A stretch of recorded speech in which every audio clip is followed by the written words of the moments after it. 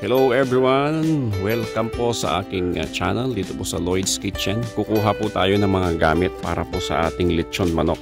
Bago po ang lahat, kung bago po kayo sa channel na ito, mag-like po, mag-subscribe at subaybayan po ang lahat ng ating mga lutuhin sa channel na ito. So magsimula na po tayo.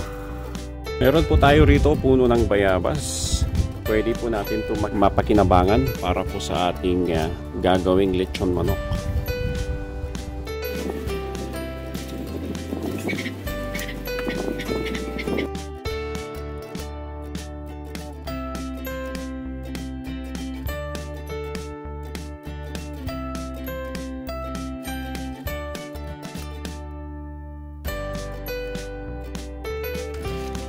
Ito po, kailangan po natin to.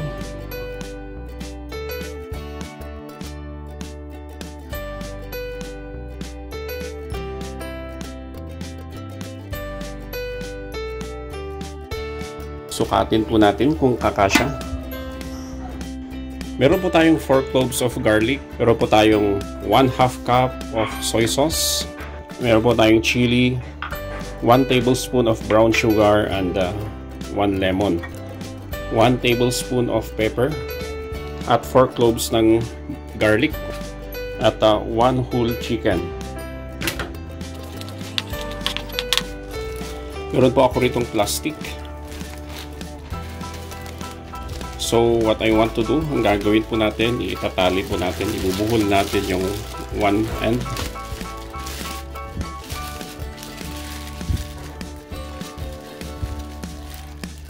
Yan po. So yan. At ilalagay po natin yung chicken dito sa loob.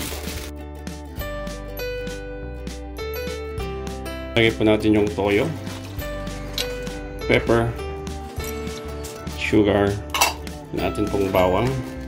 Maglagay po tayo ng chili garlic. This is optional po. Optional po yan. At squeeze po natin tong lemon sa loob. Ito pong gagawin natin dito sa ating lemon.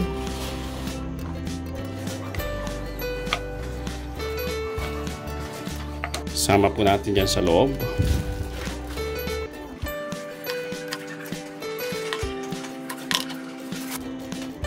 Okay. Yan na po. So, as you can see, yan na po yung ating mixture. Haluin po natin.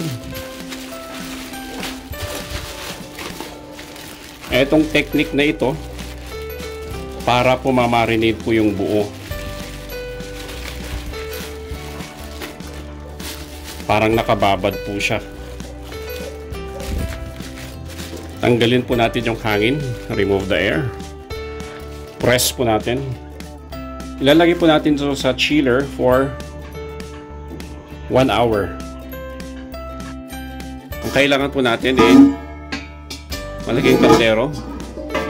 Stainless po yung gagamitin ko. Pwede po kayong gumamit ng copper or pwede po kayong gumamit ng aluminum. I suggest po na kung gagamit po kayo ng ganito, gamitin yung improvised oven. Ang suggestion ko po ay yung mga kaldero po na hindi nyo na masyadong ginagamit o kaya yung mga reject na kaldero o yung mga defective na kaldero. Once na ginamit po natin ang isang kaldero for improvised oven, magkakaroon po siya ng mga stain. Parang ito po. Ang susunod po natin gagawin, nalagyan ko siya ng ito mga fresh branch po. Pinutol ko po siya kanina. Okay na po yan. Okay, para hindi po direkta. Para yung pan po pag ilalagay natin, hindi siya direkta sa baba. Ito po ang magsisilbing insulation niya. At the same time, magbibigay siya ng kakaibang aroma sa ating lechon manok. Na meron akong leaves dito. Maglalagay ako ng 4. This will add more aroma on our lechon manok. At ilalagay na po natin to. Yan. Kukunin po natin yung ating chicken. 2 hours ko po siyang minarinade. Ano po? Tanggalin po natin itong mga to. Hindi na po natin kailangan yan. Ilalagay na po natin siya dito. Okay, ready na po tayo. mag-grill. Do this in open air, ano po? Ilalagay na po natin. At ilagay ko po siya sa medium fire. Takpan na po natin. This will take about 1 hour to 1.5 hour. Depende po sa lakas ng inyong apoy. Nagsisimula na po siyang umusok, ano po? Magiging mausok po yan. Kaya suggestion ko po, kung meron po kayong ventilation, dapat nyo pong gamitin. O kaya naman po, sa lawas ng bahay, gagamit lang po kayo ng mga ganitong klase, ano. Pwede nyo po siyang gamitin sa labas po ng inyong bahay. Pero sa akin po kasi, nandito ako sa aming veranda. Open air po siya. After 30 minutes, i-check po natin, ano po.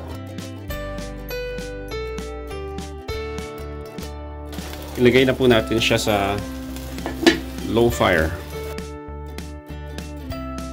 Iluto pa po natin for another 30 minutes in low fire. After 1 hour, i-check po natin.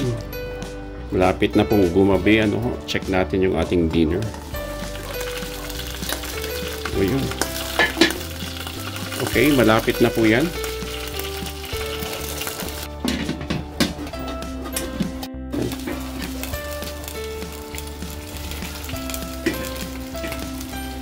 Dahan-dahan po sa pagtanggal, ano, mainit po yan.